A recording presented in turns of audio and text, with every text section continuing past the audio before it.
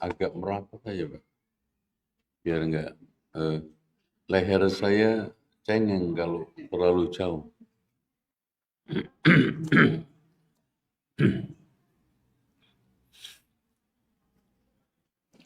Innal hamdalillah nahmaduhu wa nasta'inuhu wa nastaghfiruhu wa nastahdiih wa na'udzu billahi min shururi anfusina wa sayyiati a'malina. من يهده الله فلا مضل له ومن يضلل فلا هادي له. أشهد أن لا إله إلا الله وحده لا شريك له وأن محمدا عبده ورسوله. قال الله عز وجل: يا أيها الناس اتقوا ربكم الذي خلقكم من نفس واحدة وخلق منها زوجها وبث منهما رجالا كثيرا ونساء واتقوا الله الذي تساءلون به والأرحام إن الله كان عليكم رقيبا.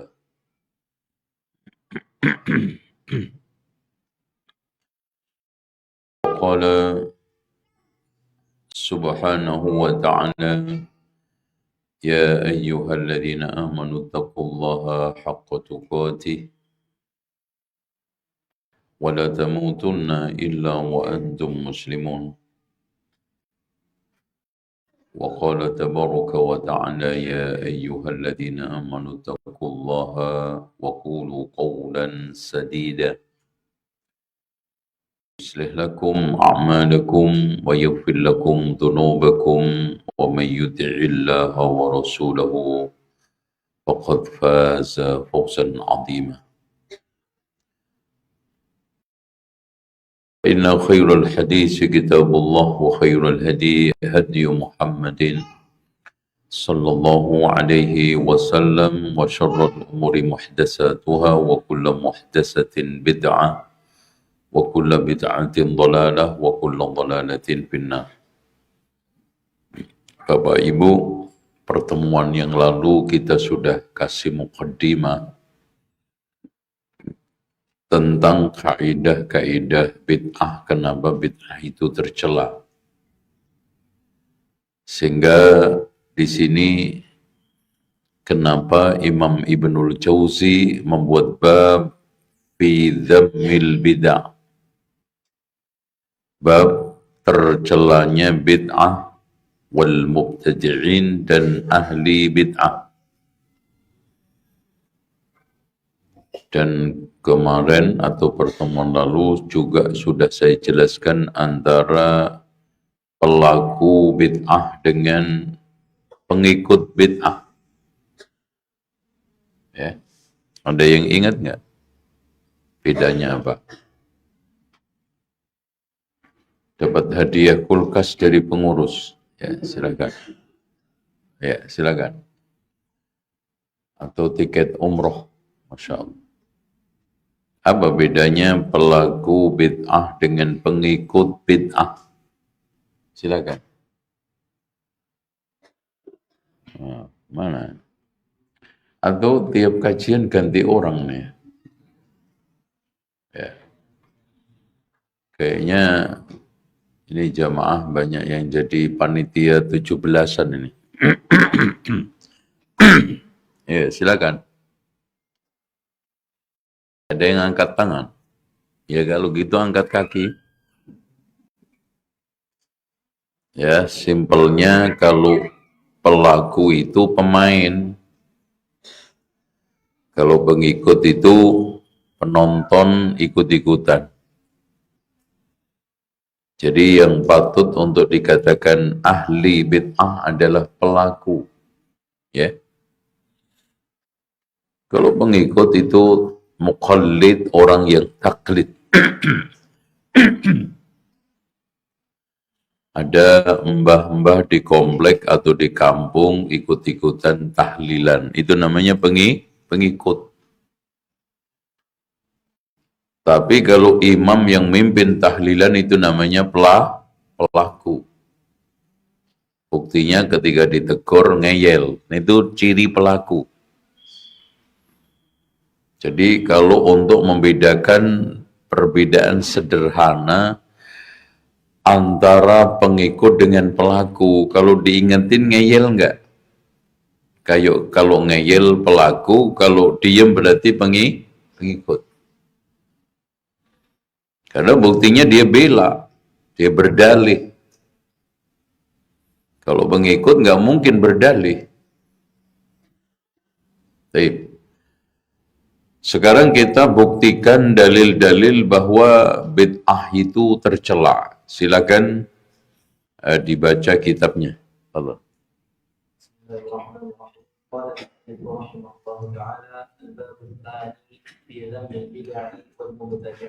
Yang lain memperhatikan walaupun hanya dengan kitab terjemahan. Nggak ada yang punya juga.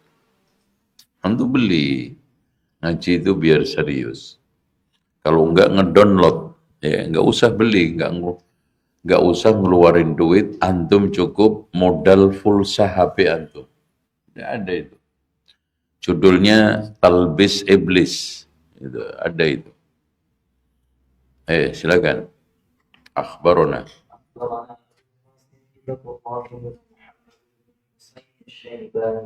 قال أخبرنا أبو علي الحسن بن علي بن مذهب أخبرنا أبو بكر أحمد بن حمد أخبرنا عبد الله بن أحمد بن حنبل قال أخبرني أبي. Ya, berarti hadis ini diriwayatkan oleh Abdullah dari bapaknya Ahmad ibnu Hanbal, anaknya Imam Ahmad yang paling alim. Makanya sampai Imam Ahmad pun mengkunyahkan dirinya dengan Abu Abdullah. Karena ya saking miripnya. Bahkan Musnad Ahmad itu yang meriwayatkan secara utuh dari bapaknya itu Abdullah ini. Lanjut. حدثنا يزيد إبراهيم بن سعد أخبرني أبي وأخبرنا أبو غالب محمد بن الحسن الماوردي وأبو سعد البغدادي قال أخبرنا المطهر بن عبد الواحد أخبرنا أبو جعفر أحمد بن محمد البرزباني أخبرنا محمد بن إبراهيم الحزوري حدثنا إبراهيم بن سعد عن أبيه عن القاسم بن محمد. Ya, Al-Qasim ibnu Muhammad ibnu Abu Bakar. Jadi Muhammad ibnu Abu Bakar ini lahir pada waktu Haji Wada. Ya. Bapaknya Abu Bakar, ibunya namanya Asma binti Umais. Ini menunjukkan bahwa semangatnya sahabat-sahabiyah ngikut haji Rasulullah. Hamil tua berangkat. Masya Allah. Padahal kendaraannya apa? Ya, kendaraannya mobil. Enggak. Jalannya aspalan. Enggak. Nah, Muhammad ini menikah dengan salah satu perempuan Kisra, Persia. Ketika perang, dia dapat rampasan perang perempuan, ya, dari Persia, kemudian dia kawin. Dari hasil perkawinan Muhammad dengan perempuan Persia ini lahirlah Al-Qasim, salah seorang ulama tabi'in yang paling senior, yang jumlahnya 7 ya, atau 8. Ya, di antaranya Al-Qasim ibnu Muhammad Sa'id ibnu Musayyib. Alim dia. Dan ketika bapaknya dibunuh, ya terbunuh kan, perang dengan Muawiyah, Itu anaknya dirawat oleh Aisyah.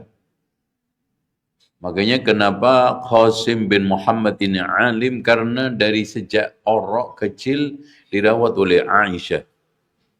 Aisyah itu siapa? Halo, kok nggak nyambung sih? Mikir apa tuh Pak? Kalau ngaji jangan mikir utang lah. Ikut fokus dulu, fokus ngaji dulu, ibu-ibu. Aisyah itu anaknya siapa? Abu Bakar. Berarti kalau diusut-usut dengan Muhammad Abu Bakar ini ketemu apa?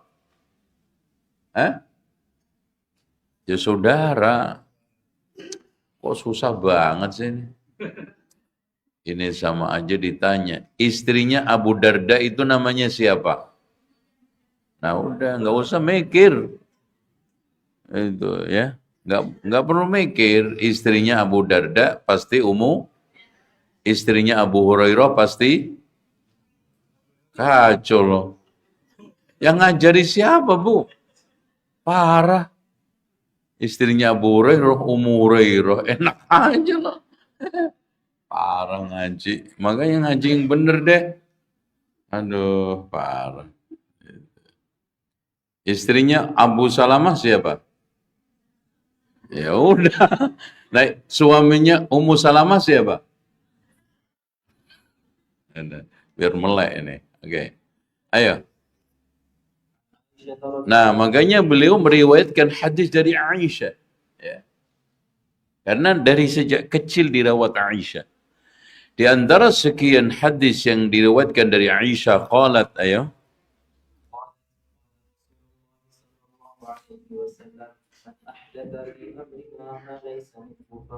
Nah, man ahdasa, dari kalimat hadasa yang artinya siapa yang membuat secara baru.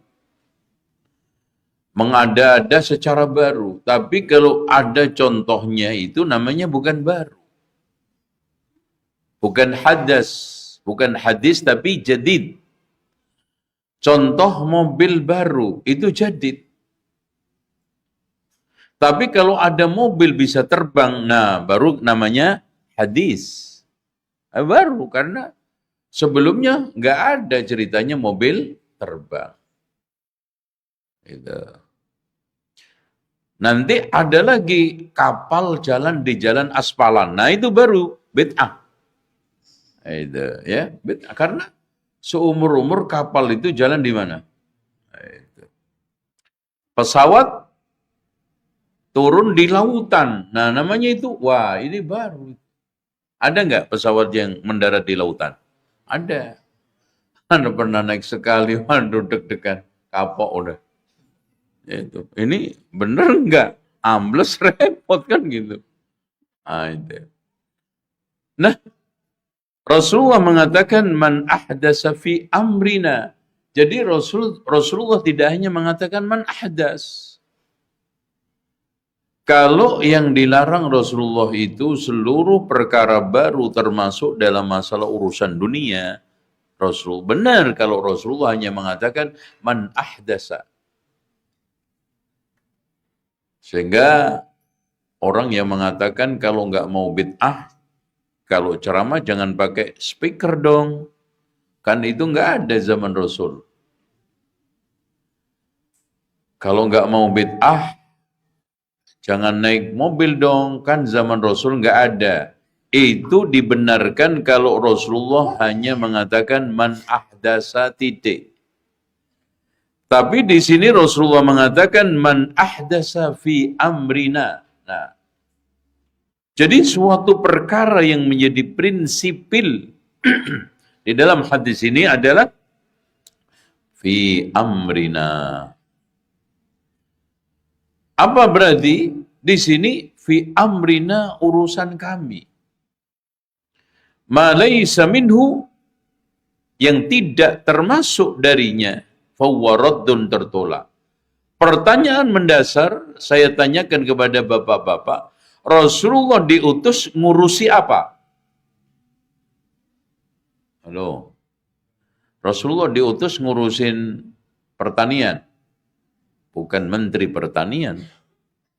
Rasulullah diutus untuk ngurusi perindustrian.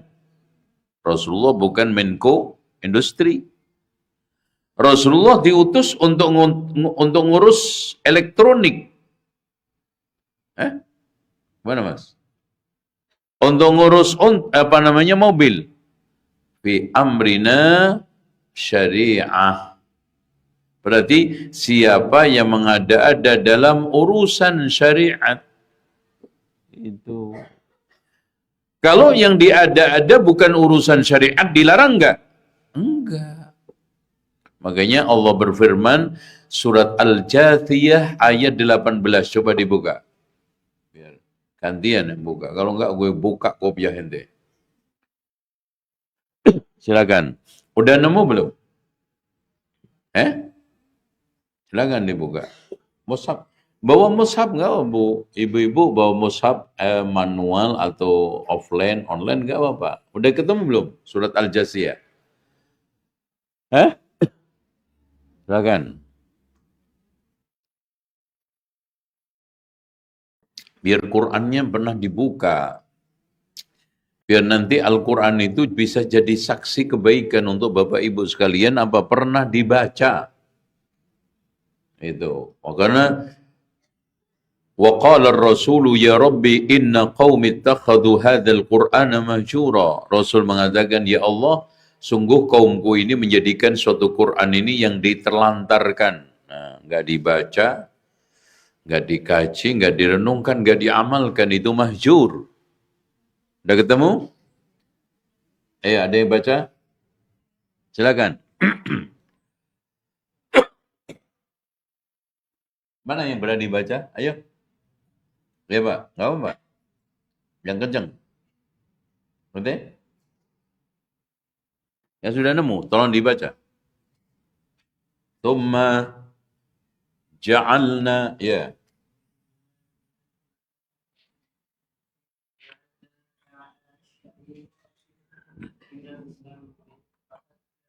Fattabi'ha wa la tattabi'. Masya Allah. Tolong ibu-ibu, bapak-bapak cermati. Ana baca pelan-pelan. Summa ja'alnaka ala syari'atin minal amri fattabi'ha.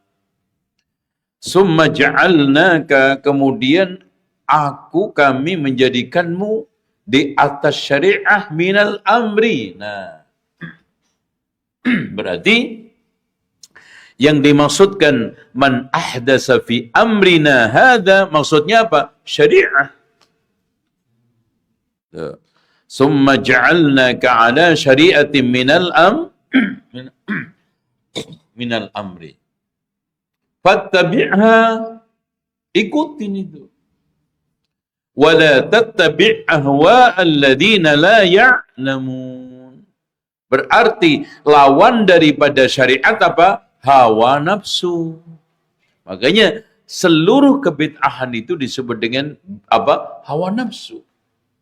Karena kalau nggak mengikuti syariat, mengikuti apa? Kalau nggak mengikuti nafsu, ngikutin apa? Wahyu. Kalau nggak ngikutin wahyu, ngikutin apa? Makanya Rasulullah dikasih Allah cuman 2 pilihan. Ikut wahyu apa nafsu. Wa ma yantiqu 'anil hawa in huwa illa wahyun yuha. Itu. Jadi di dalam beragama pilihannya itu cuman salah satu di antara 2, Pak, Bu. Ngikut wahyu benar, ngikut nafsu sesat. Ngikut wahyu syariat, ngikut nafsu apa? Sesat. Gitu. Karena nggak ada pilihan yang ketiga. Yaitu apa? Pilihan netral. Nggak ada. Saya sunnah juga enggak, bid'ah juga enggak. Terus apa? Munafik.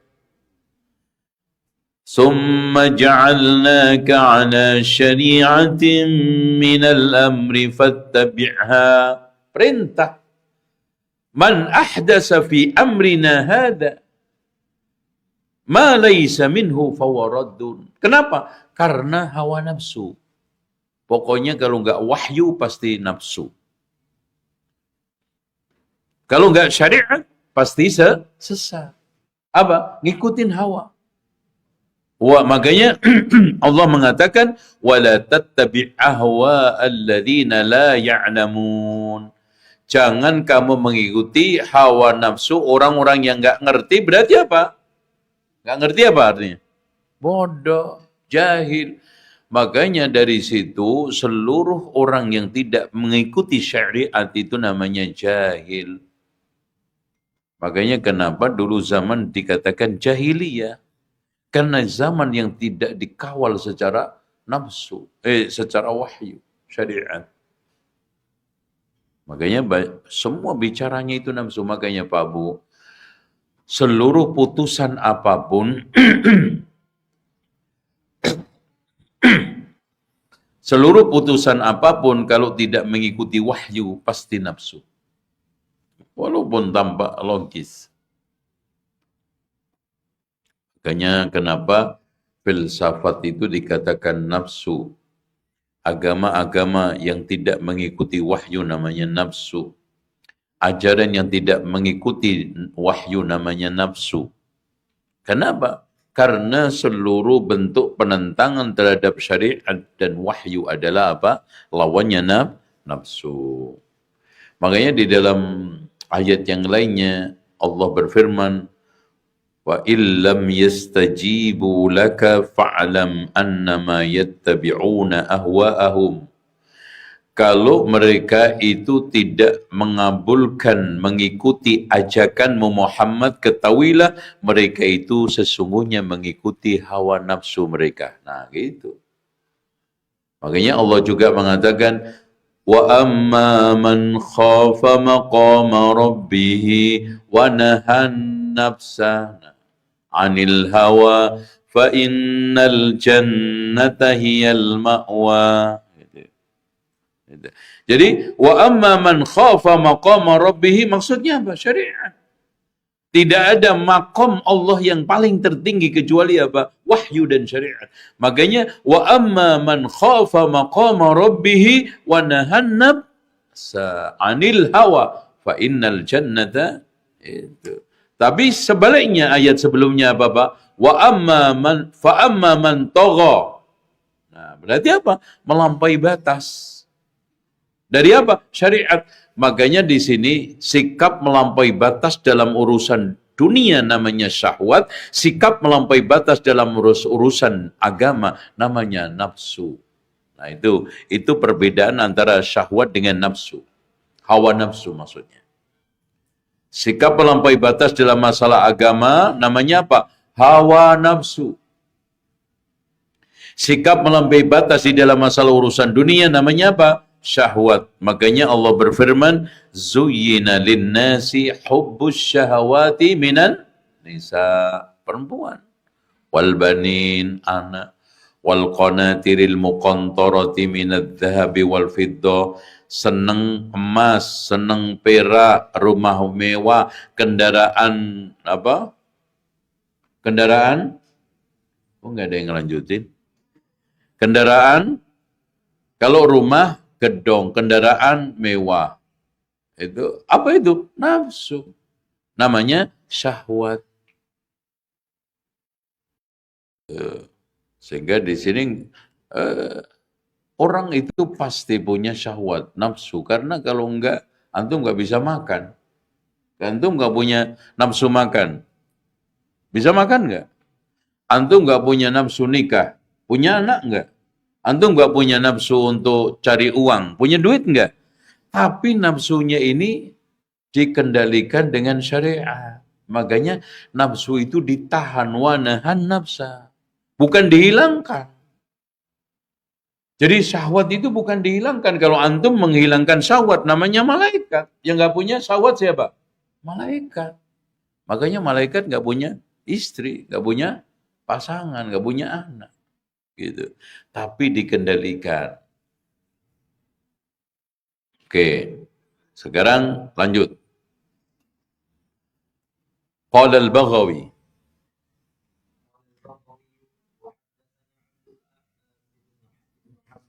حدثنا عبد العزيز عن عبد الواحد بن ابي عون عن سعد بن إبراهيم عن القاسم Nah, masih dari Al-Qasim bin Muhammad.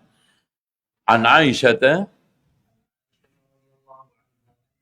صلى الله عليه وسلم قال من فعل أمرا ليس عليه أمرنا فهو رد. Nah, di sini ada kalimat man fa'ala.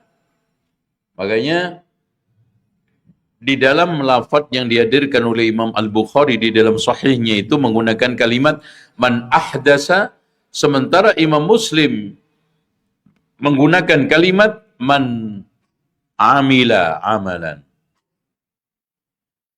Jadi meskipun dia itu membuat ajaran baru atau menirukan, mengamalkan, tapi nggak ada dalilnya, nggak ada contohnya, nggak ada kaidah dari Rasulullah, maka fahuwa raddun, ditolak. Radd itu artinya apa? Dikembalikan kepada pelakunya. Antum nuntut pahala, Allah dan Rasulnya nggak tanggung jawab. Makanya urusan surga neraka dan urusan pahala serta siksa itu kenapa harus pakai dalil? Karena itu yang jamin Allah. Antum bikin amalan, nggak ada dalilnya, antum berani jamin surganya? Kan gini Pak, secara kasar ya, siapa yang mau lutian, siapa yang mau lutan, siapa yang melakukan peringatan Maulid Nabi masuk surga. Mana jaminannya? Ayo, itu berani jamin. Siapa yang tahlilan masuk surga? Berani jamin. Kalau saya ngomong siapa yang sholat masuk surga, berani nggak antum jamin? Iya. Siapa yang haji masuk surga, berani nggak antum jamin? Berani. Maksudnya, siapa yang haji secara ikhlas dan benar masuk surga? Ada nggak dalilnya? Siapa yang sholat secara ikhlas dan benar masuk surga? Ada nggak dalilnya? Tapi siapa yang sekarang tahlilan secara ikhlas dan benar, berani nggak jamin? Loh itu Pak. Jadi kalau antum berbicara masalah ibadah itu ke sana kaidahnya. Karena ujung-ujungnya soal ibadah itu adalah jaminan surga. Kalau antum gak berani jamin surga dan pahalanya, siapa yang tanggung jawab orang nanti yang ikut itu mengamalkan nanti di akhirat? Dia lapor kepada Allah, ya Allah, saya dulu dijanjiin si fulan katanya kalau ikut tahlilan masuk surga. Ente yang jamin, didatangkan sama Allah.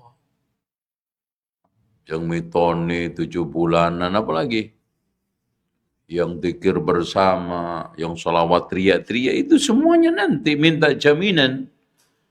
Sementara Allah menegaskan, Rasulullah SAW menegaskan, man amila amalan laisa alaihi amruna fahuwa raddun, ditolak.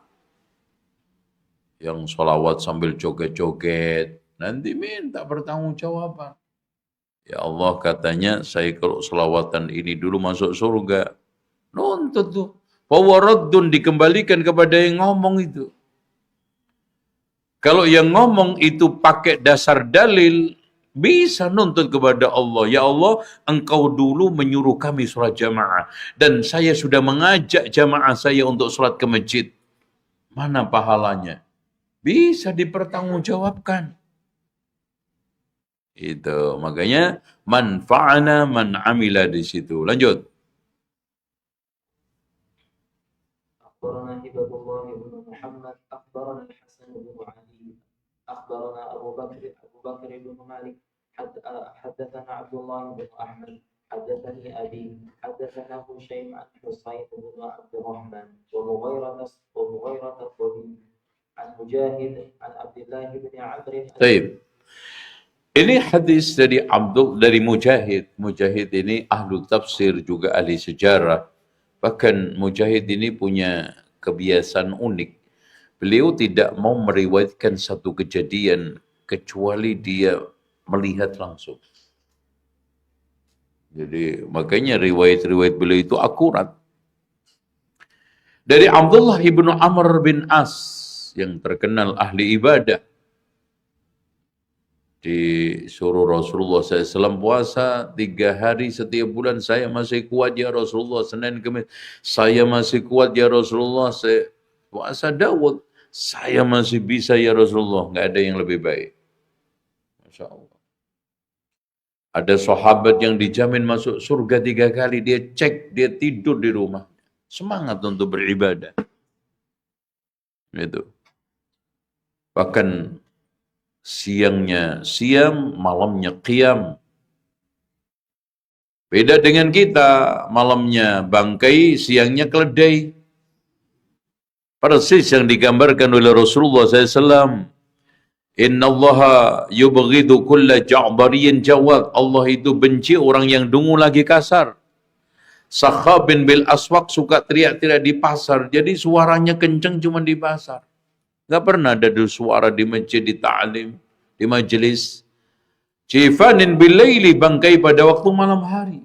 Wahimarin bin nahar, keledai di siang hari. Wa alimin bi amri dunia, dan sangat alim dalam masalah urusan dunia. Wa jahilin bi amri akhirat, dan sangat bodoh dalam masalah urusan akhirat. Itu. Kebalikannya. Dan ini tidak hanya Abdullah bin Amr bin As, seperti Abu Darda juga. Siang puasa, malam qiyam, sampai pernah datang Salman Al-Farisi, ya, karena dipersaudarakan oleh Rasulullah dengan Salman Al-Farisi. Ketika siang, wahai Salman, aku puasa, silakan makan. Enggak, kamu harus makan sama saya. Ketika malam, wahai Salman, tidurlah, saya akan qiyam. Enggak, kita tidur bareng, nanti bangun bareng. Kemudian diingatkan, ya Aba Darda, inna li zawrika alika haqqa. Wahai Abu Darda, penziarah yang datang ke rumahmu itu punya hak yang kamu sambut sebagai tamu, dan kamu juga makan. Jadi sambutan yang terbaik, antum mempersilahkan makan, antum juga makan. Jangan ditawari terus tapi antum nggak makan. Akhirnya apa? Nggak makan-makan. Giliran mau makan, mau pulang. Itu kan gitu. Udah gitu yang enak-enak dideketin sama dia. Dan gitu. Itu. Antum kasih. Persilakan yang bagus, yang ayo dimakan, ditawarkan. Dan kalau nyambut tamu, makanan itu yang istimewa. Kayak Nabi Ibrahim itu loh Pak, pedet gitu. Antum ayam aja nggak keluar. Itu punya ayam banyak. Jadi sekali-kali tamu disembelihin ayamnya. Gitu. Nabi Ibrahim itu pedet keluar. Karena memang ternaknya Nabi Ibrahim itu sapi. Makanya Nabi Ibrahim itu peternak sapi sukses. Depan, belakang, kanan, kiri. Ribuan rumahnya itu. Kanan kirinya lembah itu semua penuh dengan sapi. Itu ya. Makanya setiap tamu yang datang itu disembelihin anaknya sapi. Ijl ya. Dan Masya Allah, ketika Jibril, Mikail datang itu, datang ke istrinya langsung, berarti ini keluarga, terutama istrinya itu pandai untuk memasak. Dan nyembelihnya singkat, coba bayangkan, Jibril, Mikail datang ke istrinya, keluar itu, bi'ijlin samin, ya. Hal ataka hadithu dhaifi Ibrahim al-mukramin. ادخلوا عليه فقالوا سلاما قال سلام قوم منكرون. Setelah melihat ada tamu yang aneh, kemudian apa? Datang masuk ke rumah istrinya, ke dalam rumah, langsung tidak lama bawa anaknya sapi disuguhkan. Berarti cepat. Wah, antum nyembelih satu sapi aja berapa jam tuh ya? Masya Allah. Berarti punya mekanisme, teknik untuk nyembelih sapi. Gitu. Dan yang disembelih untuk tamu itu khusus pedetnya. Gitu, antum. Kalau memang ternak kambing, keluarin kambingnya. Itu. Kan ngiler tamunya, ini kambing banyak, kagak ada yang keluar. Disuguhin sama kita. Begitu juga, antum ketika ternak ayam, keluarin ayamnya. Itu. Jangan kayak tamu hari raya keliling sampai 5-7 orang minum terus teh. Ya makanya yang kelima, yang keenam pasti kencing itu kan apa? Udah kebelet itu. Ini yang keluar udah gitu teh sama manisan, yang manis-manis itu kan cepat gula. Orang itu kalau tinggi gulanya apa? Sering kencing. Itu. Apalagi umur di atas 50-60, makan gula banyak, kencing terus. Itu. Oke. Anin Nabi sallallahu alaihi wasallam qala man raghiba an sunnati. Nah ini, kenapa kasusnya Abdullah ibn Amr bin As itu terlalu serius beribadah. Sampai ditegur Rasulullah, man raghiba an sunnati. Siapa yang tidak suka. Raghiba itu kalau dipasangkan dengan an, itu artinya benci. Raghiba kalau dipasangkan dengan fi, itu artinya senang. Makanya man raghiba an sunnati berarti siapa yang benci sunnahku. Dan sunnah di sini bukan sesuatu yang nggak wajib. Yang sebagian orang pernah lucu nyesatin kajian kita itu kajian sesat, dilaporkan ke polsek. Pak, itu kajian sesat, Pak. Kenapa? Iya, kajiannya anak udah ikut berapa kali yang dibahas sunnah aja, gak ada wajibnya. Parah. Ya Allah, bodoh ngeminter.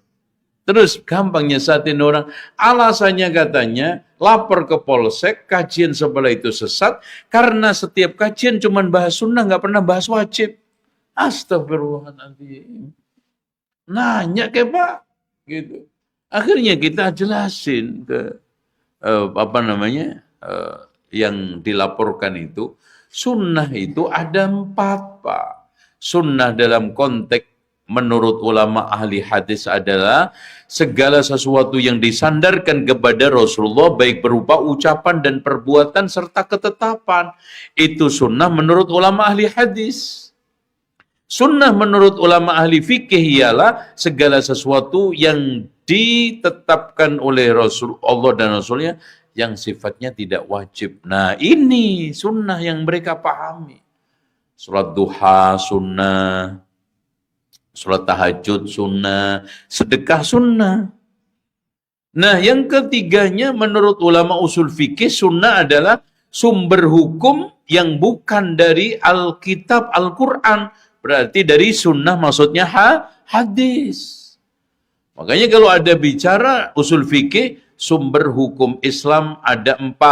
Al-Quran, As-Sunnah, Ijma', Qiyas. Berarti sunnah bukan dari Al-Quran.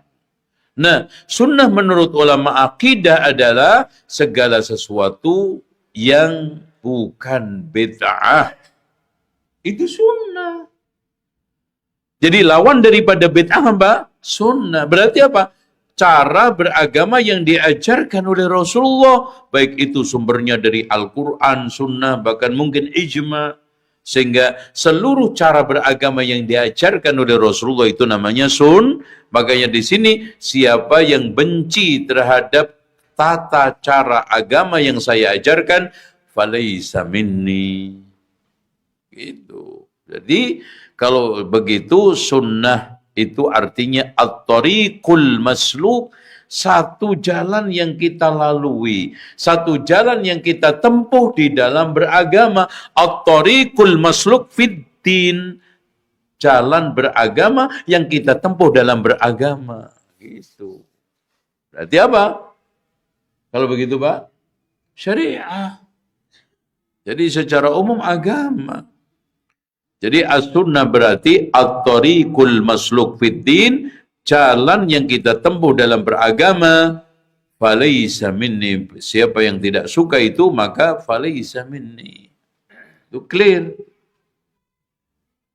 Makanya di sini kalau kita lihat di dalam akidah ada cara beragama yang kita tempuh yang diajarkan oleh Rasulullah.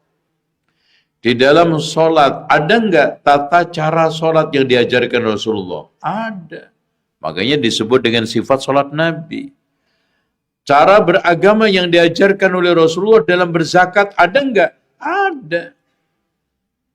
Cara beragama Rasulullah SAW di dalam puasa Ramadan. Cara beragama Rasulullah di dalam masalah apa? Masalah haji. Bahkan Rasulullah mengatakan, "Khudhu anni manasikakum," ambillah manasik dariku. Jadi, at-tariqul masluk fid din, jalan yang kita tempuh dalam beragama mencakup seluruh rukun iman, rukun Islam adalah apa? Sunnah. Itu ya. Sehingga tidak ada salah paham lagi. Makanya Imam Abu Bakar Al-Marwazi di dalam kitab sunnahnya, sunnah itu dibagi menjadi dua. Sunnah yang sifatnya keyakinan, ada yang kedua sunnah yang sifatnya apa? Amaliyah, amal. Nah, sunnah yang sifatnya amal itu terbagi menjadi dua, ada yang wajib, ada yang nafilah, yang disebut dengan istilah fikih apa? Sunnah. Wajib sama nafilah. Jadi sunnah itu ada sifatnya i'tiqadiyah, keyakinan, ada sunnah yang sifatnya amaliyah, dan amaliyah itu terbagi menjadi dua, ada yang sifatnya wajib, ada yang sifatnya nafilah, yaitu sunnah menurut ulama fikih. Udah clear.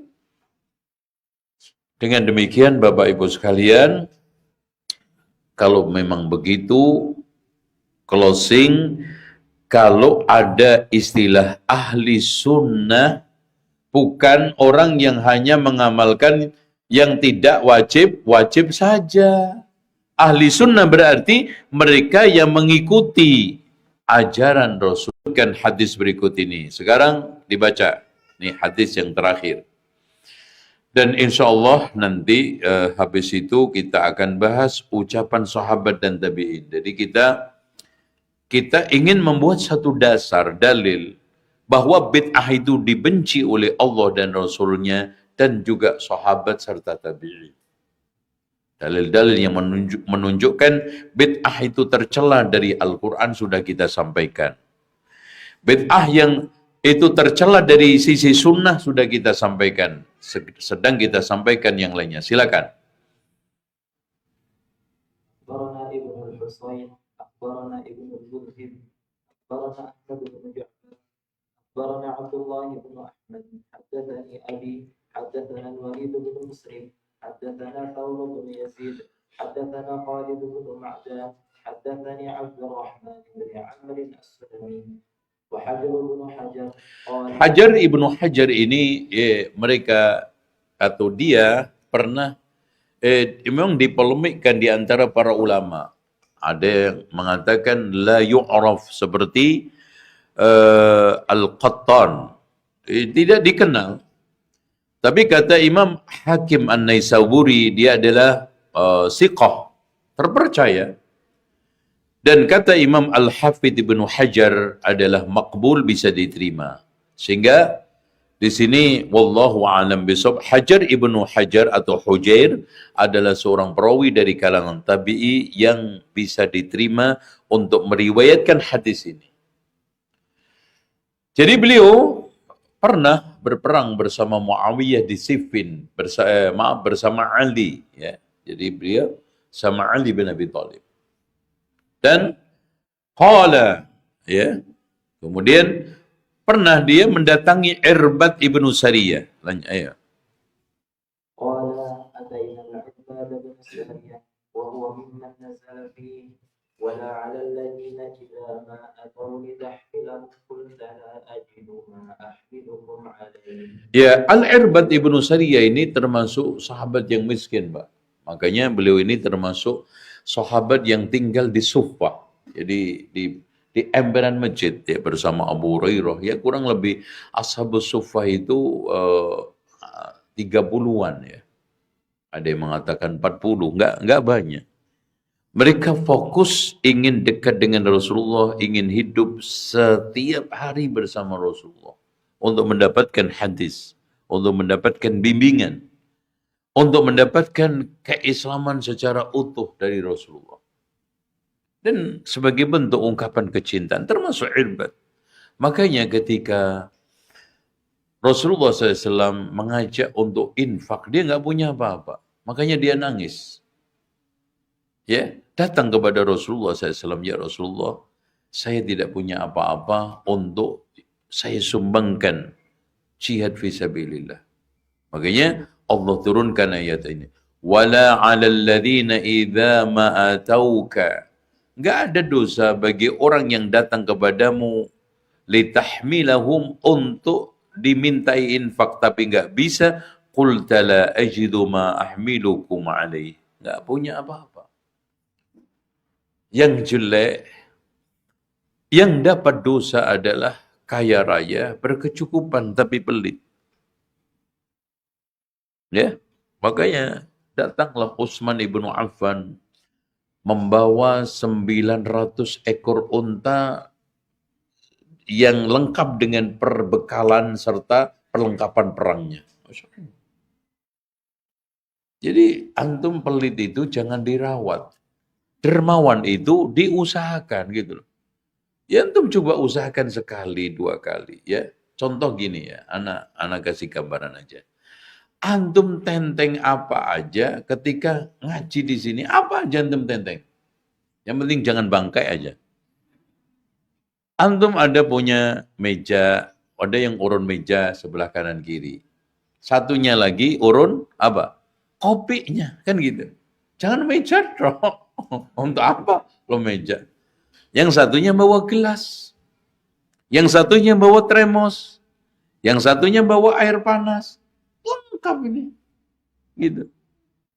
Jadi Masya Allah, saya itu sangat tertarik dengan dakwah di Malaysia ya. Masya Allah, kalau dakwah dimanapun ada kajian, itu kanan kirinya lengkap dengan minuman berbagai macam mereknya dan makanan kecil snack dijual. Ya, teman-teman tiru itu ya. Kasih minum ya. Minimal termos kanan kopi, kiri teh gitu. Kasih itu. Dan supaya manis, kelihatan awet, gelasnya yang kecil-kecil aja. Jangan gede-gede, habis. Kecil-kecilan, gantian gitu. Antum lihat Pak, di Arab Saudi, di Mekah Madinah itu, setiap hari nggak lepas dari orang bawa teh sama gelas kecil. Jangan kesannya saya aja yang banyak minum ini. Kan jelek ustadznya murko. Gitu. Ya jamaah juga dibagi. Tuh. Ada yang snacknya, ada yang ini. Itu, Masya Allah. Dengan begitu ada persaudaraan. Jangan meremehkan makan Pak. Rasulullah tekankan saluran utama untuk masuk surga Pak.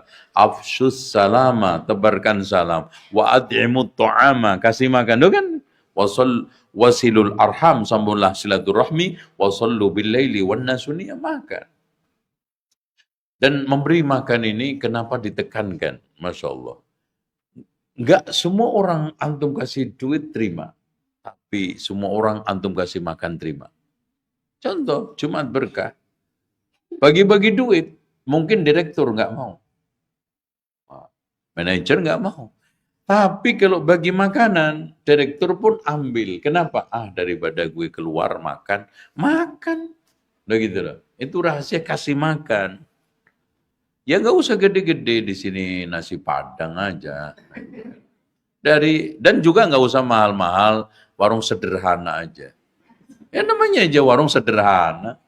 Itu kan. Saya nggak nyuruh yang mewah-mewah, yang sederhana. Itu. Oke? Seperti itu. Nah, Atainal Irbat ibnu Sariyah, termasuk orang yang fasallamna, ya.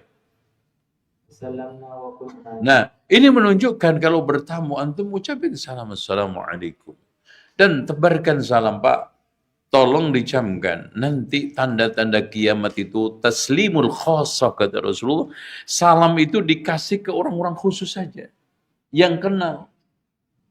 Nah, ini kita syiarkan. Masuk masjid, assalamualaikum. Ketemu, assalamualaikum. Waalaikumsalam. Ini kita masyarakatkan, kita sosialisasikan. Dan kalau dikasih salam antum jawab. Karena apa? Yang jawab itu wajib. Assalamualaikum. Waalaikumsalam. Wa qulna tainaka zairin. Ini menunjukkan bahwa silaturahmi itu tradisi dari salafun saleh untuk mencari ilmu. Datang. Wa aidin. Berarti apa? Datang balik, nggak mungkin nginep gitu ya. Ini menunjuk apa? Ini adab daripada tamu. Antum ceritakan saya datang untuk balik biar nggak bikin deg-degan yang punya rumah. Jangan-jangan nginep 2 bulan nih orang. Ya aidin ya mau balik. Karena sebentar ya paling tidak tiga hari sebagai apa? Hak tamu wajib. Itu. Wa aidin wa muqtabisin berarti di sini ada tujuan. Muqtabisin saya datang bukan hanya lontang-lantung ganggu ketenangan istirahat antum, tapi muqtabisin untuk mengambil ilmu.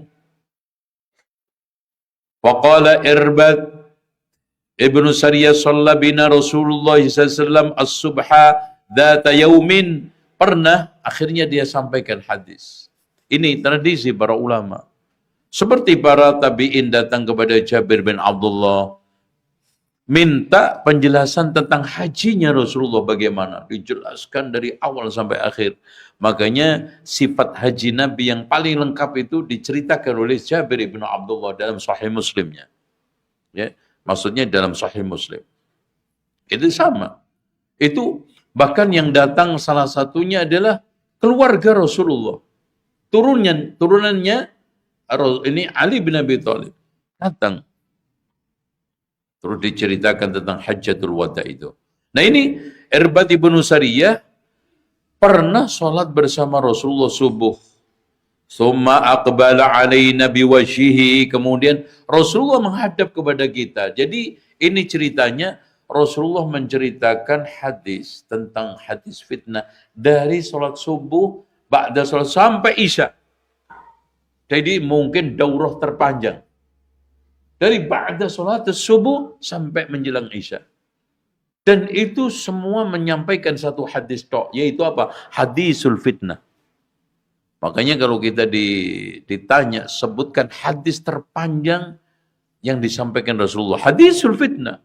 Diceritakan Rasulullah dari mulai ba'da subuh, fitnah yang lalu, yang sedang, dan akan datang sampai menjelang kiamat.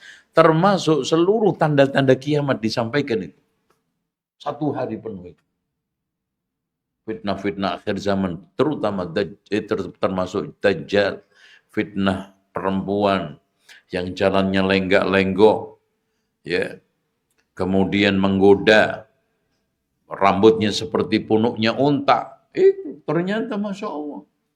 Jadi Rasulullah sudah pernah membicarakan gaya wanita yang sekarang ini 1400 tahun yang lalu. Dan ketika itu belum pernah digambarkan oleh sahabat perempuan Rasulullah. Sahabat-sahabat Rasulullah perempuan. Kok ada? Aneh perempuan yang pakaian tapi telanjang. Telanjang tapi, nah itu kan lucu kan? Aneh. Gimana ceritanya? Itu membayangkan perempuan yang pakaian tapi telanjang, telanjang tapi pakaian. Tapi sekarang, wakil faktual.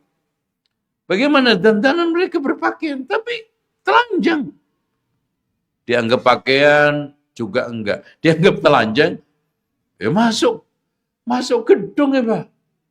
Coba, perempuan pakaian seperti itu, masuk acara gedung resmi. Itu yang mungkin buat sahabat perempuan-perempuan dulu itu masuk kamar suaminya. Wallahi perempuan yang sekarang dandan seperti itu masuk ke kamar suaminya aja nggak seperti itu gitu. Ini masuk ruang rapat, ruang pertemuan, ruang keramaian. Coba itu, Masya Allah. Nisaun kasiyatun ariyat. Ini. Itu termasuk yang disampaikan dalam hadisul fitnah. Dan di antara hadisul fitnah itu, ya, silakan. Thumma aqbala alaina biwajhihi. Rasulullah menghadap. Ini menunjukkan bahwa adab di antara ceramah itu menghadap ke jamaah. Makanya antum jangan jauh-jauh nengok gue begini-begini, repot. Jangan jauh-jauh ya. Kemeng, anak kalau ngaji di sini pekemeng, paling kemeng. Karena antum di mana, gue di mana, gitu ya. Itu fa'aqbala 'alaina biwajhihi, ya, menghadap. Ini adab di antara adab ceramah itu muqabalah, berhadap-hadapan. Makanya disebut halaqah karena bentuknya melingkar. Nengok kanan, kiri, depan. Gitu. Fa'aqbala 'alaina fawa'adana mau'idatan balighatan. Rasulullah memberikan satu mau'idah yang sangat mengetuk hati. Mau'idah balighah. Ya. Makanya qaul itu ada qaulan sadida, ada qaulan baligha. Artinya apa? Ucapan itu sangat mengetuk hati, sangat tepat, sangat baligh, padat, singkat tetapi Masya Allah, mengena. Itu namanya baligha. Makanya antum kalau ngasih nasihat ke anak, ke istri, itu seperti itu. Nggak usah panjang lebar tetapi mengena. Gitu. Itu. Sekali-kali marah, sekali-kali diam. Seperti Rasulullah, antum lihat tiru sama Rasulullah SAW. Aisyah pernah didiamkan. Aisyah juga pernah dimarahi. Aisyah juga pernah dikasih hati. Ini adalah cara sama istri kan gitu. Ketika banting piringnya Zainab, karena cemburu hadiah Rasulullah, udah cukup ngambil piring, dan Rasulullah juga nggak marah. Akhirnya nggak selang lama datang, ya Rasulullah, apa yang harus saya lakukan sebagai sanksi? Ya piring pecah, ganti piring oto. Gitu kan gitu. Rasulullah mengut makanannya, dikasihkan sahabat ashabu suffah, no, kan gitu. Dan Rasulullah datang ke mereka, kulu makanlah, gharat ummukum, ibumu sedang cemburu. Disampaikan.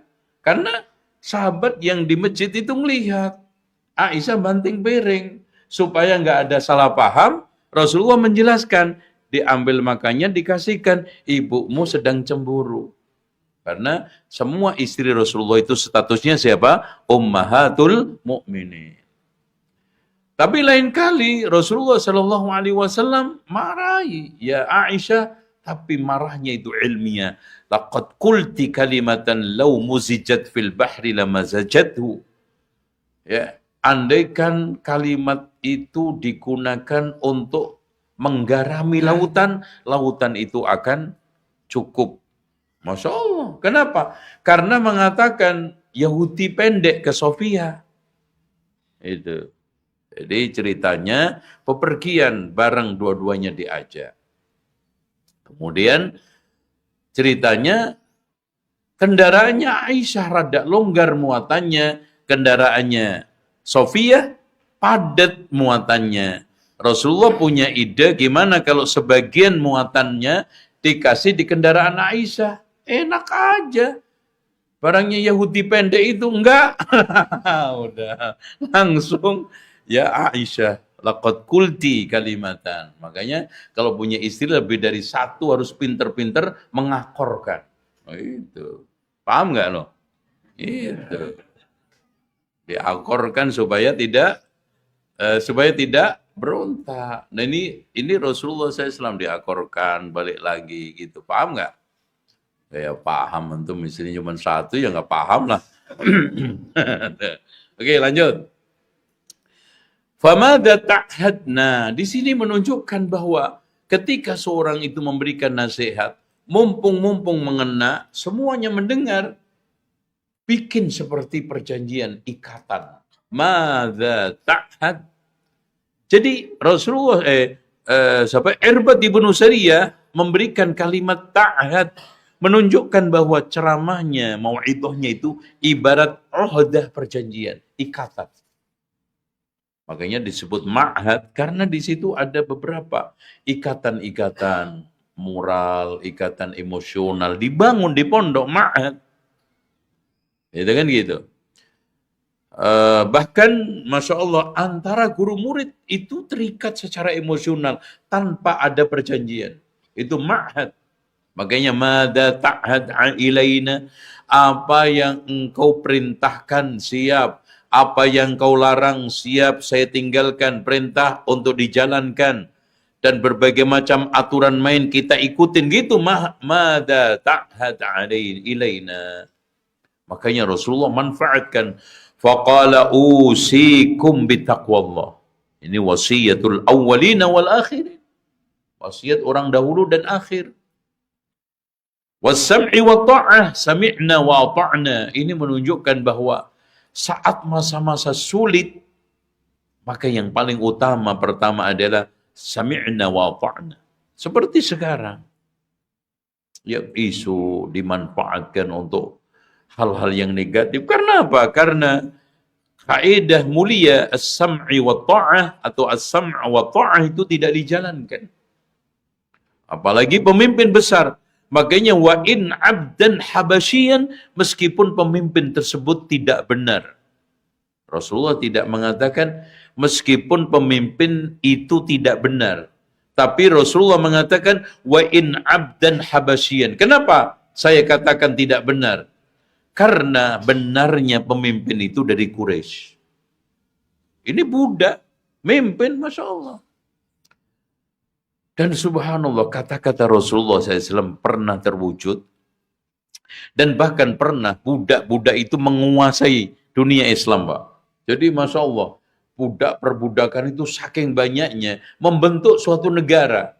Dipimpin negara kita itu berabad-abad oleh budak-budak. Atau turunan budak. Yaitu Masya Allah. Yang termasuk budak-budak ini sangat membantu ahli sunnah wal jamaah melawan orang-orang Syiah ketika itu. Fatimiyah. Itu. Dan termasuk kelanjutannya, pengembangannya itu zaman Salahuddin Al-Ayyubi. Wa in 'abdan habasyiyah. Yaitu apa? Afrika. Karena Rasulullah aslinya mengatakan apa? Al-a'immatu min Quraisy, pemimpin itu dari Quraisy. Makanya ketika terjadi perselisihan antara Muhajirin dengan Ansor, yang paling patut untuk menjadi pengganti Rasulullah untuk memimpin siapa? Maka Abu Bakar, orang-orang Muhajirin mengeluarkan hadis al-a'immatu min Quraisy. Oke, wa in abdan habasyian, meskipun kita sekarang Pak menemukan pemimpin yang enggak menyenangkan, enggak cocok, enggak pas, enggak sesuai dengan selera, tidak menunaikan kewajiban, berbagai macam kewajiban negara, bahkan nanti di akhir zaman akan ada pemimpin-pemimpin yang suka makan harta negara. Ada pemimpin-pemimpin yang sangat diktator, otoriter, dan bahkan ada pemimpin-pemimpin yang athara, mengutamakan diri, keluarga, dan kroninya saja.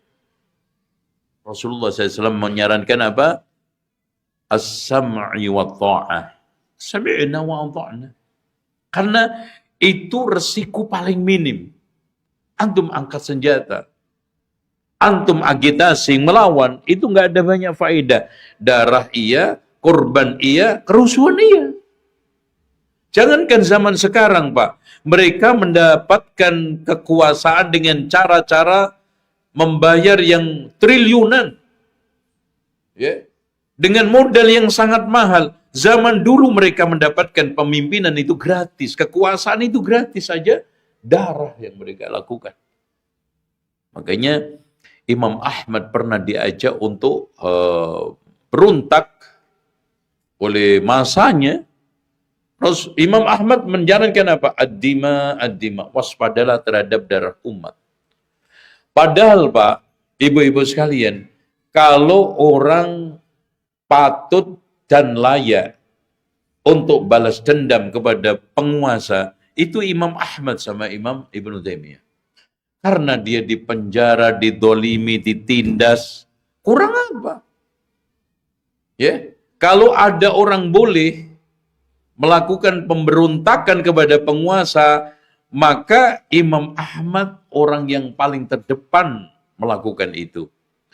Kalau dibolehkan untuk memberontak kepada penguasa, Ibnu Taimiyah orang yang paling berhak untuk apa? Melakukan itu. Kenapa? Orang yang paling dikecewakan oleh penguasa. Dan orang yang paling dikecewakan oleh kekuasaan. Maka kalau seandainya ada orang yang boleh melakukan balas dendam kepada penguasa, maka orangnya adalah Imam Ahmad sama Ibnu Taimiyah. Tapi keduanya tidak melakukan. Pertanyaannya, antum dikecewakan oleh penguasa lebih parah dengan Ibnu Taimiyah enggak?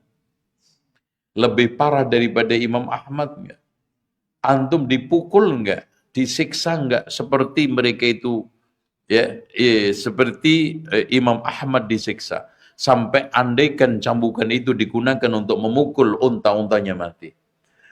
Loh, antum masih hidup segar bugar, waras sehat walafiat.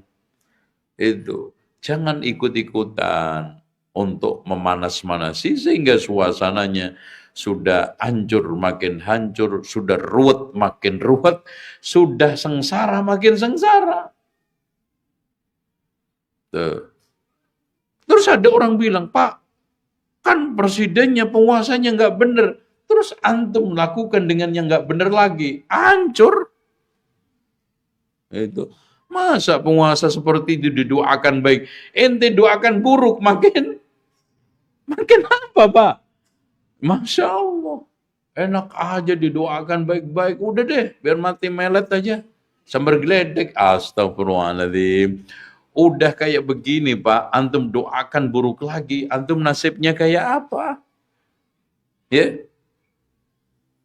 Kalau seandainya sekarang anak tanya antum, boleh enggak kita menolong orang zalim kecelakaan di jalan?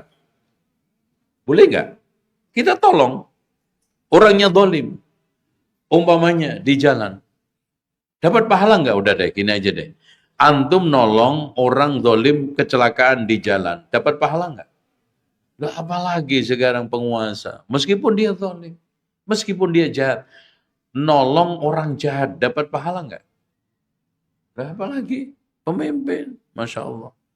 Jadi jangan antum bikin logika-logika parsial, logika-logika emosional yang akhirnya merusak dan merugikan antum sendiri. Makanya Rasulullah Masya Allah jauh-jauh hari udah berpesan kepada kita, usikum bitaqwallah wassam'i wa ta'a wa in abdan habasyian fa innahu man ya'ish ba'di. Siapa yang hidup setelahku fasayara ikhtilafan katsira, akan mendapatkan pertentangan, perpecahan, perbedaan yang sangat banyak. Rasulullah tidak hanya mengatakan pertentangan, perpecahan, tapi katsira, Masya Allah. Dan bahkan sekarang, Masya Allah, sedikit masalah aja mudah pecah. Ormas pecah, masjid pecah, pondok pecah, Masya Allah pecah. Udah pecah-pecah lagi. Itu. Bahkan lebih rapuh daripada perabot rumah tangga.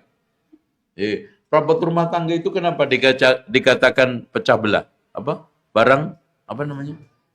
Apa? Apa namanya? Barang pecah belah. Karena apa? Mudah pecah. Piring jatuh, pecah. Gelas jatuh, pecah. Udah gitu pecah lagi. Masya Allah. Makanya masjid, ada masjid perjuangan. Baru pecah, yang pecah bikin masjid lagi. Masjid perjuangan. Oh. Yayasan pecah, bikin yayasan lagi. Yayasan perjuangan. Gitu. Semua pecah lagi yang ketiganya. Perjuangan juga. Nah yang nggak berjuang mana? Hah? Itulah Masya Allah syaitan. Dan memang syaitan itu kata Rasulullah SAW, qad ya'isa syaitanu ayya'badahumul musallun walakinna tahrish bainahum. Setan itu sudah putus asa bikin orang sholat nyembah dia, tapi yang enggak putus asa ngadu. Ngadu. Makanya Rasulullah minta kepada Allah 3 dikabulkan, 2 ditolak 1. Yang ditolak itu, ya Allah, janganlah umatku ini dibikin pecah satu dengan yang lainnya, berperang, bunuh-membunuh, ditolak. Makanya Rasulullah SAW hanya bisanya memberikan solusi perpecahan. Nah ini lihat.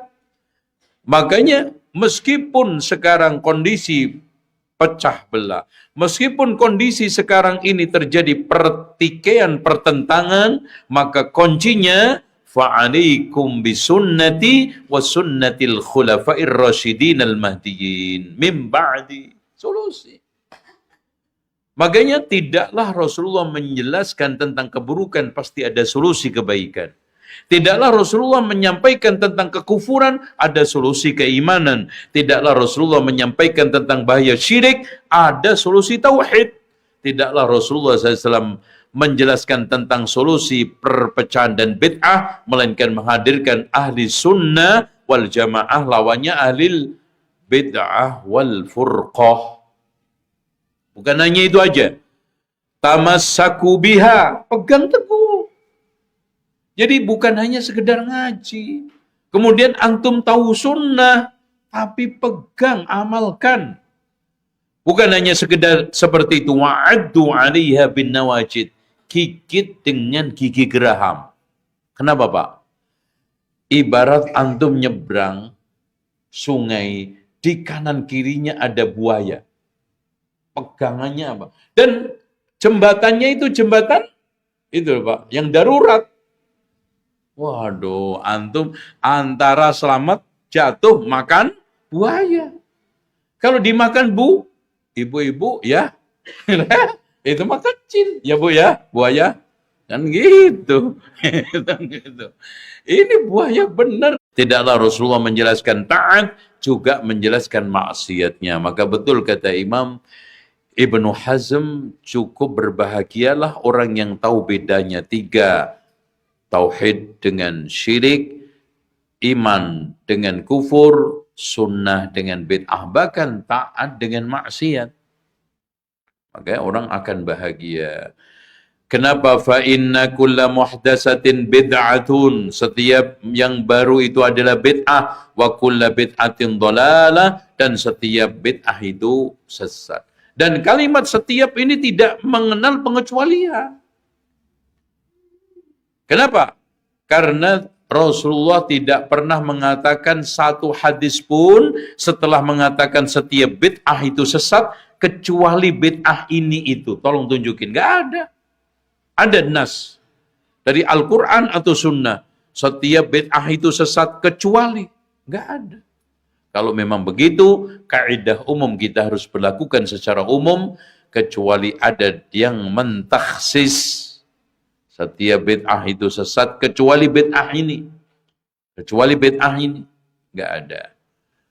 Wallahu a'lam bishawab. Nah, yang terakhir, hadis ini, ya, akhbarana Ibnu Husain Ibnu Muhdib, akhbarana Abu Bakar Ibnu Malik, haddatsana Abdullah Ibnu Ahmad, haddatsani Abi, haddatsana Abdullah Ibnu Walid, haddatsana Sufyan Ibnu Uyainah anil A'mash an Abi Wa'il an Abdullah Ibnu Mas'ud qala qala Rasulullah sallallahu alaihi wasallam, ana faratukum 'alal haud. Aku orang yang paling terdepan, terawal dan pertama nyampe ke telaga.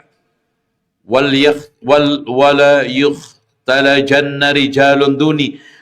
Ada beberapa orang yang dihalangi untuk mendekat ke telaga.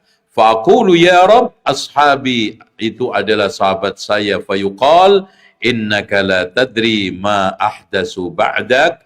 Kamu tidak tahu perkara-perkara baru yang diada-ada setelah meninggalnya kamu, setelah wafatmu. Ini menunjukkan bahwa di antara sekian penyebab orang itu terhalangi masuk ke telaga, minum air telaga Rasulullah yang tidak lain adalah Al-Kautsar, adalah melakukan kebid'ahan setelah Rasulullah SAW tiada. Wallahu a'lam. Saya kira itu. Silakan, mungkin ada yang bertanya, 1, 2, silakan.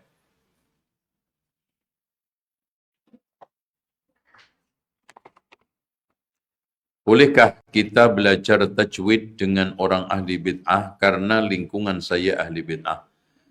Syekh Syekh Bakar Abu Zaid melarangnya, termasuk belajar bahasa, nahwu, sorof, bahkan termasuk belajar hal-hal yang lainnya. Kenapa?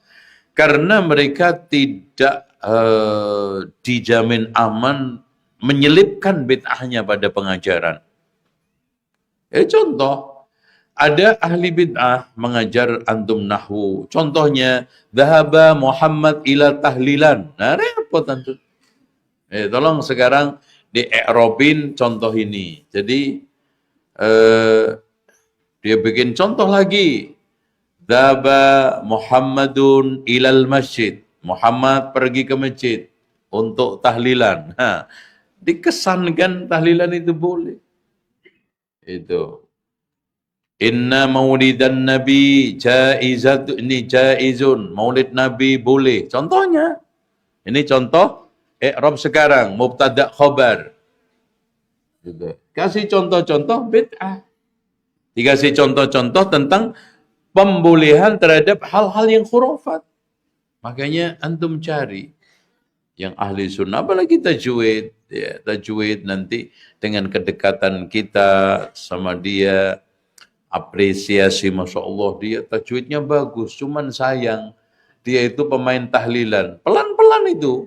Kedua, ketiga, ya nggak apa-apa deh, tahlilan juga. Yang penting gue ambil faedah, apa? Tajwidnya. No kan? Antum mentolerir. Bila suami poligami, istrinya 4, istri yang satu berapa dan bertemu dengan suaminya di akhirat nanti. Nggak praktek aja ngapain nanya seperti ini. Kagak ada faedah loh. Itu. Itu. Ngapain? Bila suami poligami, istrinya 4, istri yang ini berapa yang bertemu? Ya semuanya ketemu lah. Itu. Jadi nanti orang itu dikawinkan dengan istri dunia dengan surga minimal 2. Kalau 1 tambah 2 berarti 3. 2 tambah 2 berarti 4. Terus 3 tambah 2 berarti 5. 4 tambah 2, nah gitu. Itu minim ya, minim itu. Bismillah Ustaz, bagaimana cara menanggapi tetangga dengan baik ketika beliau selalu mengajak salaman ketika sesuai sholat, dan bagaimana? Antum jelasin, Pak, keberanian kita tegur sapa urusan agama itu harus kita tingkatkan dikitnya. Seperti keberanian kita tegur sapa dalam urusan dunia. Kan kita sering nanya, Mas, gimana kabarnya? Ya, Masya Allah, udah makan belum? Coba antum tingkatkan, udah sholat belum? Itu. Kalau antum tegur, Masya Allah, antum sakit, kemarin kenapa nggak datang rapat RT? Tingkatkan, kenapa antum kemarin nggak sholat ke masjid? Tegur sapa akhirat, itu penting. Nah, naifnya kita itu senang, bahkan sering tegur sapa urusan dunia, agama akhirat jarang-jarang, bahkan nggak enak, nggak berani, nggak nyaman. Padahal sebetulnya nggak apa-apa, tanya aja. Mas, kenapa sih antum setiap habis sholat ngajak salaman anak? Kan antum akrab mau tetangga kok, ngobrol gitu aja, susahnya apa sih? Nanya aja. Kenapa sih antum selalu salam? Ya ikut-ikutan aja. Nah gini Mas, itu jelasin. Antum ngajak mbak lumutin jelasin gitu aja kagak bisa loh. Gitu. Kecuali orang asing, orang nggak kenal, tetangga kok. Gitu. Cuma ada nyali keberanian untuk tegur sapa agama, itu aja. Saya tidak bisa menghukumi apakah sah atau tidak kalau saya sholat di belakangnya. Ya kan? Itu bid'ah yang tidak menyebabkan sah tidaknya keimaman. Boleh antum bermakmum dengan orang-orang seperti itu. Orang jadi imam tahlilan aja sah. Yang penting dia sholat, tertib sholatnya, nggak ada masalah. Ya, ini berkutat pada hukum sholat di belakang ahli bid'ah menurut pendapat para ulama sah berdasarkan ucapan atau pernyataan Al-Hasanul Basri, "Sholli ma'ahu wa alaihi bid'atuhu." Sholat telah bersama dia, bid'ah dia yang nanggung. Itu. Udah gitu aja.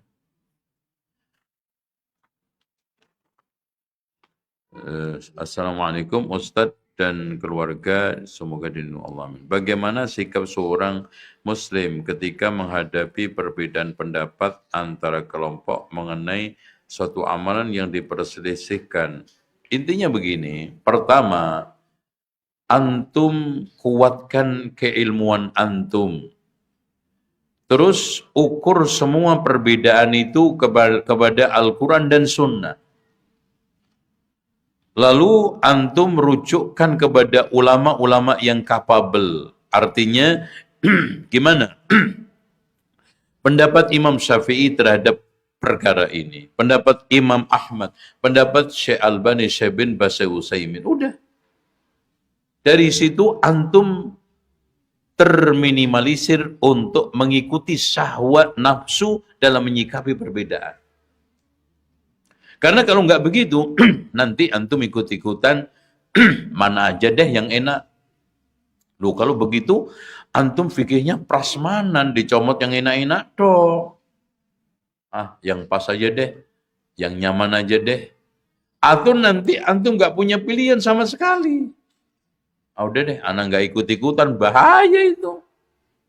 Antum harus punya pilihan berdasarkan qala Allah wa qala Rasul wa qala sahabat. Karena al-ilmu ma qala Allah wa qala Rasul wa qala sahabat, yang namanya ilmu apa yang dikatakan oleh Allah, apa yang dikatakan Rasulullah, apa yang dikatakan sahabat. Dari sini menuntut kita menyikapi semua dengan ilmu dan belajar. Maka betul fa'lam annahu la ilaha illallah, dan al-ilmu qabla al-qawli wal-amal, termasuk menyikapi perbedaan. Apakah bid'ah yang dilakukan terus-menerus tanpa taubat bisa mengeluarkan pelakunya dari Islam? Ya tidak serta-merta. Karena bid'ah itu ada yang mukaffirah, mengeluarkan orang dari Islam. Ada yang mufassiqah, menyebabkan dia itu fasik. Ada yang bid'ah itu kabirah sama saghirah, ada yang besar, ada yang kecil. Sama dengan dosa, ada yang besar, ada yang kecil. Ini harus diklasifikasi secara aktual dan faktual sesuai dengan dalil. Jadi kita menghukumnya nggak boleh serampangan. Tapi semua sesat. Tapi sesat kan beda-beda, bertingkat-tingkat. Seperti iman juga bertingkat-tingkat. Dan itu. Bismillah, Ustaz, apa fadilah dari tawaf sunnah saat umroh? Serta bolehkah untuk laki-laki tawaf sunnah di pelataran dengan menggunakan ihram kembali? Rasulullah SAW mengatakan di dalam hadis yang dikeluarkan oleh Imam Ibnu Majah yang menegaskan tawaf sunnah dan fadilahnya, man tafa bihadzal baiti sab'an summa yusalli raq'ataini kana ka'idki raqabatin. Barang siapa yang tawaf 7 kali kemudian sholat 2 rakaat, maka dia mendapatkan pahala seperti memerdekakan budak. Dari hadis ini bahwa kita bisa simpulkan, pokoknya setiap tawaf itu pasti ada sholat. Termasuk tawaf wada, tawaf sunnah, tawaf wajib, tawaf rukun, habis tawaf sholat. Ya. Jadi nggak ada tawaf yang tidak ada sholatnya. Terus kemudian boleh nggak itu adalah mengelabui petugas? Pak, di sini saya ingin jelaskan kenapa pemerintah Saudi membuat satu kebijakan orang yang dibolehkan masuk ke piring Ka'bah itu hanya yang pakai ihram. Tahu nggak antum alasannya? Supaya yang masuk ke situ itu hanya orang-orang yang berkepentingan umroh. Yang tawaf sunnah di atas. Dan untuk menghindari yang kedua apa? Berjubelnya jamaah, padatnya jamaah. Kenapa? Karena piring Ka'bah itu nggak bisa berubah. Nggak bisa mekar kayak karet. Sementara jamaah itu setiap tahun bertambah. Maka dibikin formula kayak jalan gitu loh Pak. Muternya dijauhin. Atau dibuang dengan berliku-liku kayak di bandara, kayak di bank itu kan. Kalau antri dia apa? Jamaahnya dibuang-buang. Dibikin muter-muter begitu supaya mengolor daripada panjangnya jamaah. Di sini kebijakannya dibuka tutup kadang-kadang. Dibikin mengular. Dibikin apa? Buang, lempar. Ada yang dilempar ke atas, ada yang dilempar ke bawah. Makanya yang hanya berkepentingan umroh diutamakan. Yaitu apa? Pakai ihram. Karena apa? Orang tawaf biasa nggak mungkin pakai ihram. Yang pakai ihram itu apa? Hanya haji dan umroh. Pertanyaannya, umroh hukumnya apa? Halo, jawab, mana mau pulang ini Pak, jangan nyusahin gue. Umroh hukumnya apa? Sunnah. Bohong, menipu, mengelabui hukumnya apa? Halo. Hukumnya apa? Hah? Sunnah. Gimana? Ini aja deh. Nipu petugas itu haram apa boleh? Nah udah, masa gara-gara perkara sunnah sampai melakukan yang haram? Itu. Paham? Gini aja deh, saya kasih perum. Boleh nggak saya nafkahi istri dengan cara mencuri? Ya udah sama. Apalagi itu perkara wajib loh Pak. Nafkah itu wajib atau enggak? Wajib. Dengan cara mencuri, ngerampok aja nggak boleh. Ngutil nggak boleh. Apalagi ini hanya perkara sunnah. Sampai dibela-belain nipu petugas. Itu. Nipu. Dan bahkan juga nipu Allah. Ente umroh enggak, haji enggak, pakai ihram ngapain? Yang lucu itu pakainya lengkap. Itu. Yang lucu kopiahnya lengkap. Masih gitu. Orang Saudi itu nggak bodoh-bodoh kayak antum. Namanya orang umroh nggak mungkin boleh pakai kopiah. Ada yang mbak itu lupa ngeletain kopiahnya. Berarti ini mau tawaf biasa cuman ngelabui petugas. Pakai kopiah dibuang lagi. Gitu ya. Ya warok kan gitu. Udah mundur belakang. Kenapa? Masa orang umroh pakai kopiah? Bajunya masih utuh, ditutup aja pakai itu. Akhirnya apa? Di sana duduk-duduk saja karena nggak ada kepentingan. Nah, pemerintah Saudi, pengelola terutama Masjidil Haram itu menghindari supaya piring itu tidak ada yang berkepentingan di situ kecuali apa? Umroh. Termasuk sholat pun hanya sholat tawaf. Kalau antum sunnah di atas. Tapi capek Pak. Ya Allah, antum susah banget gitu. Nggak mau capek. Gitu. Kalau nggak mau capek, pakai tuh kereta listrik di atas. Tapi bayar. Itu. Demikian. Udah, antum pulang aja. Gue udah capek juga. Nyusahin banget sama gue loh. Ya, subhanakallahumma hamdika asyhadu an la ilaha illa anta astaghfiruka wa atubu ilaik. Wassallallahu ala Muhammadin wa ala ali Muhammad walhamdulillahirabbil alamin. Wassalamualaikum warahmatullahi wabarakatuh.